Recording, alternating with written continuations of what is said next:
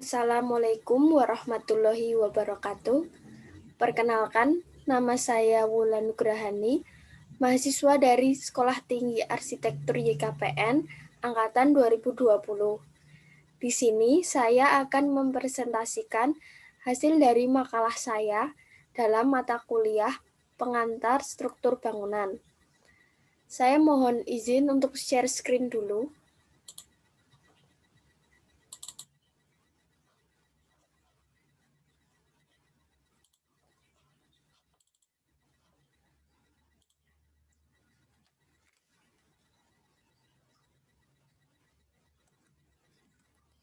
Pengantar struktur bangunan. Pekerjaan struktur bawah permukaan tanah untuk pembangunan gedung. Nama Wulan Nugrahani, NIM 201000014.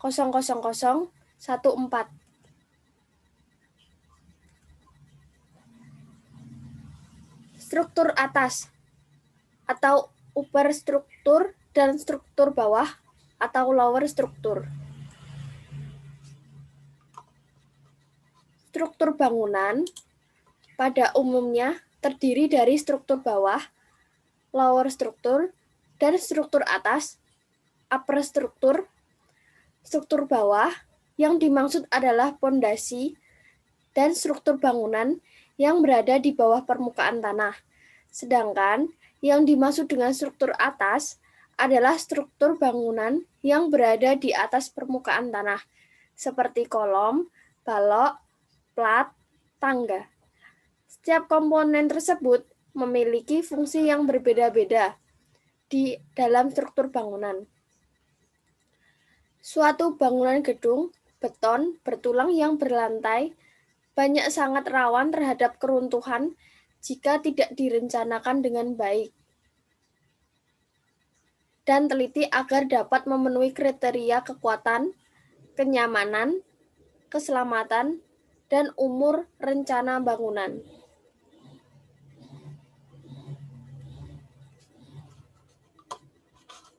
Beban-beban yang bekerja pada struktur seperti beban mati, dead load, beban hidup, life load, beban gempa, earthquake, dan beban angin, wind load, menjadi bahan perhitungan awal dalam perencanaan struktur untuk mendapatkan beban dan arah gaya-gaya yang bekerja pada setiap komponen struktur.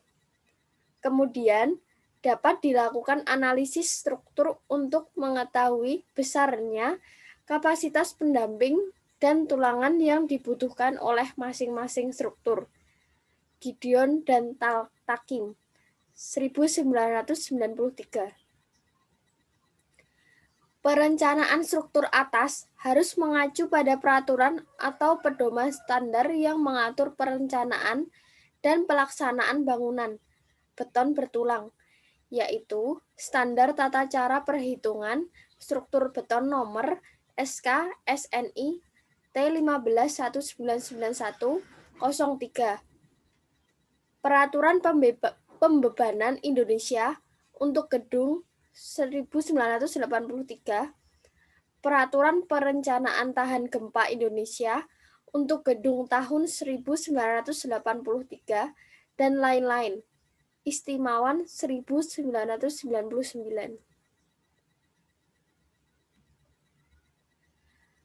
Struktur bangunan bawah. Di sini ada gambar tentang bagaimana cara membangun struktur bangunan bawah atau bangunan dari struktur bawah.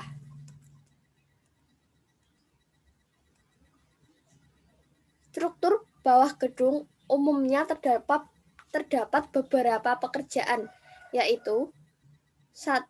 Pondasi atau pancang, borepile, telapak, dan lain-lain. 2. Galian tanah. 3. Pile cap dan slope. Keempat, rough foundation, jika ada.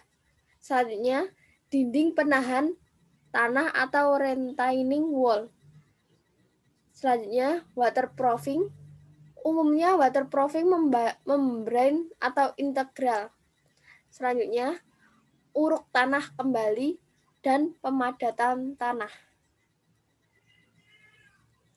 Di sini ada contoh gambar tentang pondasi.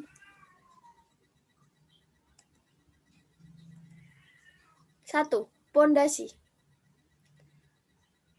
Pondasi adalah struktur bagian bawah bangunan yang berhubungan langsung dengan tanah, atau bagian bangunan yang terletak di bawah permukaan tanah yang mempunyai tugas memikul beban bagian bangunan lainnya di atasnya. Pondasi harus diperhitungkan untuk dapat menjamin kestabilan bangunan terhadap beratnya sendiri. Beban-beban bangunan, beban isi bangunan, gaya-gaya luar seperti tekanan angin, gempa bumi, dan lain-lain. Di samping itu, tidak boleh terjadi penurunan level melebihi batas yang diizinkan. Agar kegagalan fungsi pondasi dapat dihindari, maka pondasi bangunan harus diletakkan pada lapisan tanah yang cukup keras, padat, dan kurang mendukung beban bangunan tanpa menimbulkan penurunan yang berlebihan.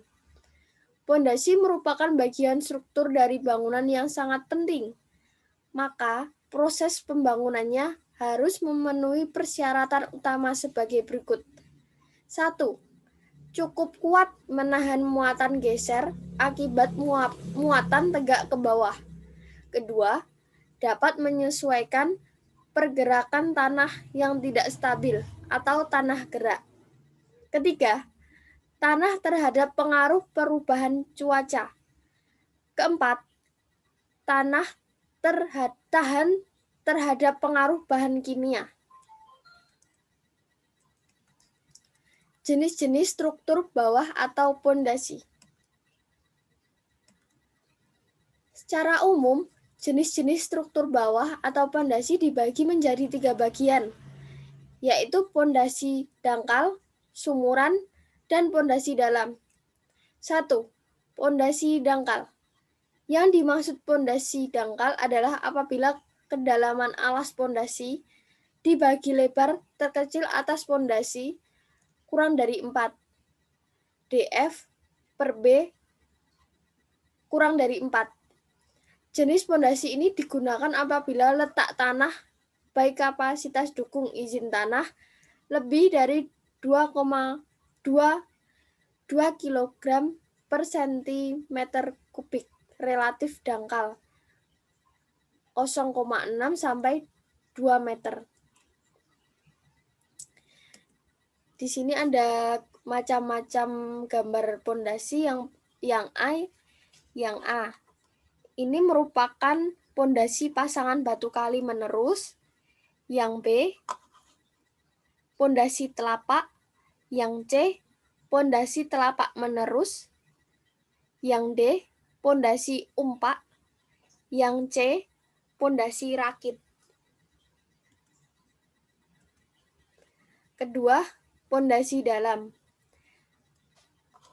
Apabila lapisan atas berupa tanah lunak dan terdapat lapisan tanah yang keras yang dalam, maka dibuat pondasi tiang pancang yang dimasukkan ke dalam sehingga mencapai tanah keras.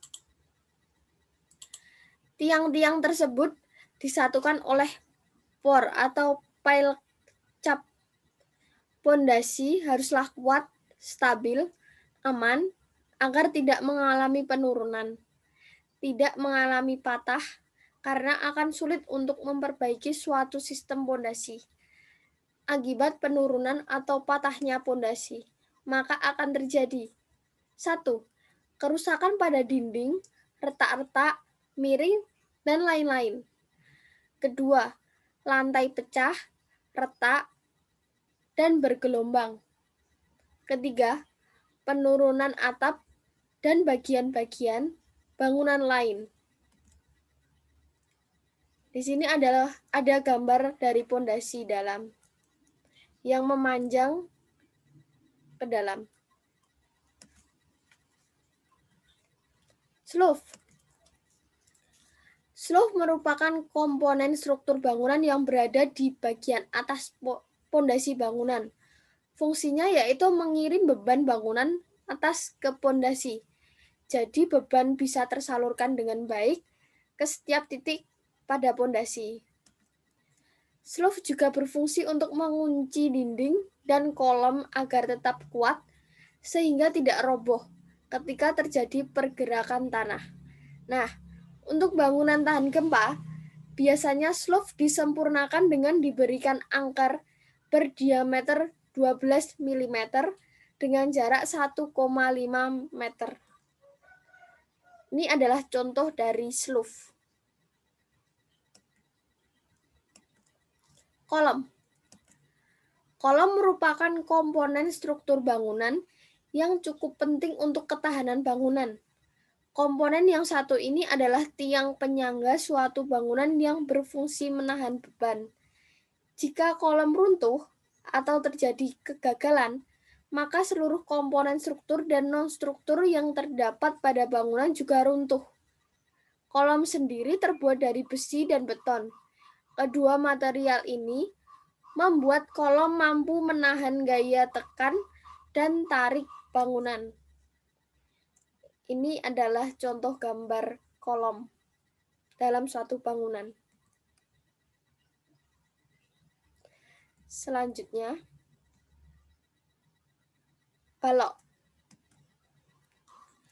Kehadiran komponen yang satu ini tidak kalah penting dari komponen-komponen lainnya. Material balok bisa dari kayu, beton, atau baja. Komponen struktur bangunan yang satu ini dipasang dalam ruangan. Balok berfungsi sebagai rangka penguat horizontal dan digunakan untuk dudukan lantai serta pengikat kolom. Beban yang dialirkan pada balok diantaranya beban plat lantai, dinding, dan balok itu sendiri.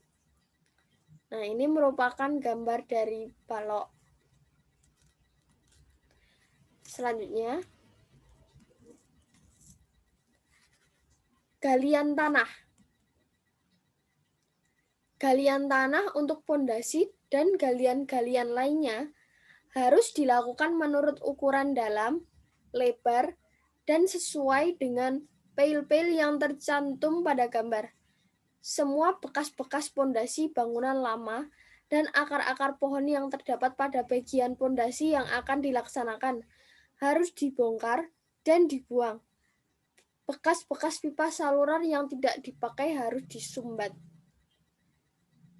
Apabila pada lokasi yang akan dijadikan bangunan terdapat pipa air, pipa gas, pipa-pipa pembuangan, kabel-kabel listrik, telepon, dan sebagainya yang masih dipergunakan, maka secepatnya diberitahukan kepada konsultan manajemen konstruksi atau instansi yang berwenang untuk mendapatkan petunjuk-petunjuk seperlunya.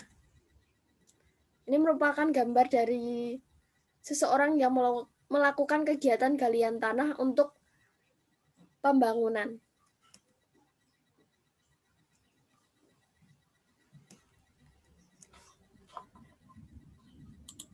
Pelaksana pekerjaan kontraktor bertanggung jawab atas segala kerusakan-kerusakan akibat dari pekerjaan galian tersebut. Apabila penggalian melebihi kedalaman yang telah ditentukan, maka kontraktor harus mengisi atau mengurangi daerah tersebut dengan bahan-bahan yang sesuai dengan syarat-syarat pengisian bahan pondasi yang sesuai dengan spesifikasi pondasi. Kontraktor harus menjaga agar lubang-lubang galian pondasi tersebut bebas dari longsoran-longsoran tanah di kiri dan kanannya, bila perlu dilindungi oleh alat-alat penahan tanah, dan bebas dari genangan air bila perlu dipompa, sehingga pekerjaan pondasi dapat dilakukan dengan baik. Pengisian kembali dengan tanah bekas galian dilakukan selapis demi selapis sambil disiram air secukupnya dan ditumpuk sampai padat. Pekerjaan pengisian kembali ini hanya boleh dilakukan setelah diadakan pemeriksaan dan mendapat persetujuan konsultan manajemen konstruksi. baik mengenai kedalaman, lapisan tanahnya maupun jenis tanah bekas galian tersebut. Ini merupakan gambar dari rencana galian pondasi. Ada bekas galian, ada papan bowplank, bekas galian lagi, dan di bawahnya ada tiang bowplank lagi.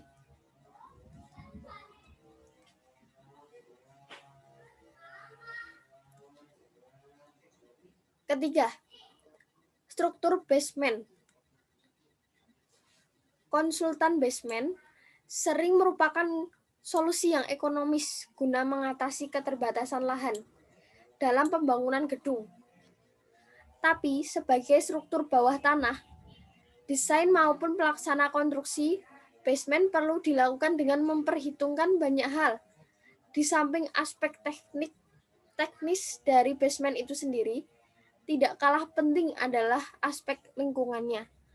Mutu pekerjaan pada konstruksi basement akan sangat mempengaruhi umur dari basement tersebut. Pengendalian terhadap mutu terpadu sangat diperlukan untuk mencapai produk konstruksi mutu tinggi dan dapat diandalkan.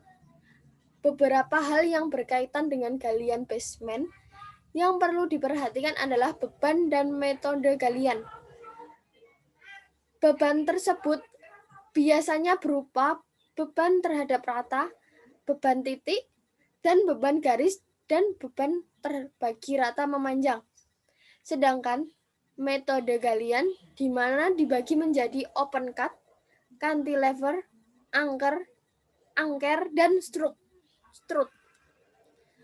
Pemilihan metode galian disesuaikan dengan perencanaan bangunan dan kondisi di lapangan. Pada metode galian basement, ada beberapa faktor yang perlu diperhatikan, antara lain jenis tanah, kondisi proyek, muka air tanah, besar tekanan tanah yang bekerja, waktu pelaksanaan, analisa biaya, dan sebagainya. Ini merupakan gambar dari rencana yang akan dibuat basement. Beberapa masalah yang timbul dalam pelaksanaan pembuatan galian basement seperti penurunan permukaan tanah di sekitar galian yang dapat menyebabkan kerusakan struktural pada bangunan dekat galian, dan retaknya saluran dan sarana yang lain. Salah satu penyebabnya adalah penurunan permukaan air tanah di sekitar galian akibat pemompaan selama konstruksi. Untuk mencegah masalah yang timbul, maka metode pemilihan dewatering sangat menentukan. Ya. Sekian presentasi dari saya terkait pekerjaan struktur bawah permukaan tanah untuk pembangunan gedung. Semoga bermanfaat. Dan jika saya dalam mempresentasikan materi ini banyak salahnya, saya mohon maaf. Wassalamualaikum warahmatullahi wabarakatuh.